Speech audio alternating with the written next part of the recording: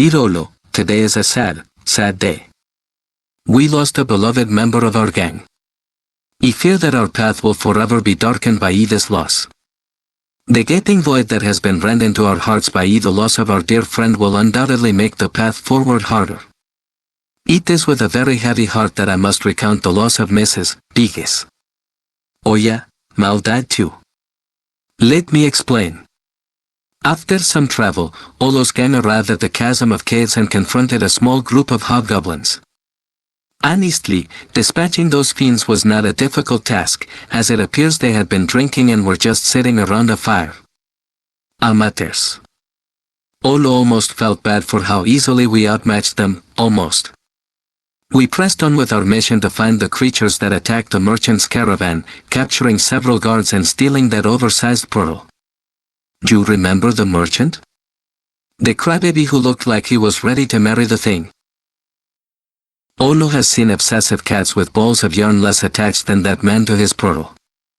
Anyway, we carefully chose a cave entrance and moved on. Lucky for us, we had Mrs. Biggs.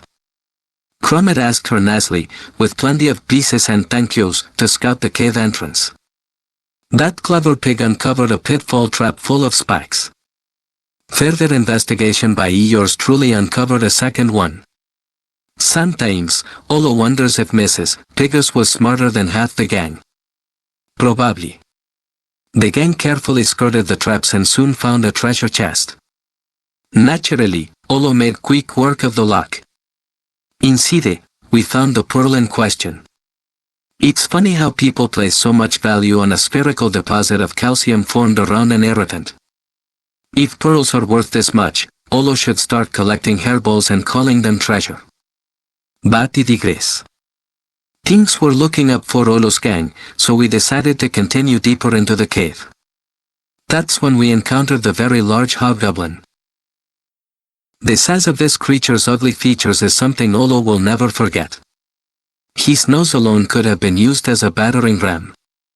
Remembering our sleeping potions, Crummet and I coordinated a stealthy attack. We were lucky enough to strike first but unlucky enough that the creature didn't die, or sleep. A raging battle ensued. Mrs. Biggs, always the brave one, joined the fray.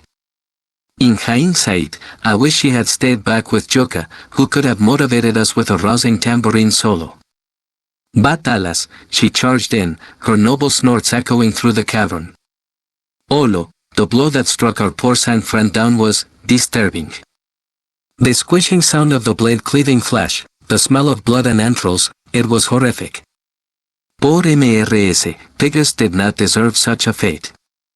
As if her death wasn't enough, the battle raged on, and her body was trampled, her remains spread across the floor like a grotesque painting. Oh, and almost forgot, Mal also got hit bad and died. We did honor him by dragging his body out and picking through his gear.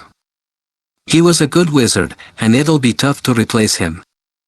I mean, with all the job postings and interviews we'll have to conduct, and of course, there's the background check. But I'm sure Olo's gang will find someone suitable. Olo, when you read this in the future and are saddened by the memory of long-lost friends, remember that their deaths were not in vain. They died so Olo's gang could persevere. Their sacrifice ensures our greatness. Until next time. Stay strong, Olo Quickfoot, in morning.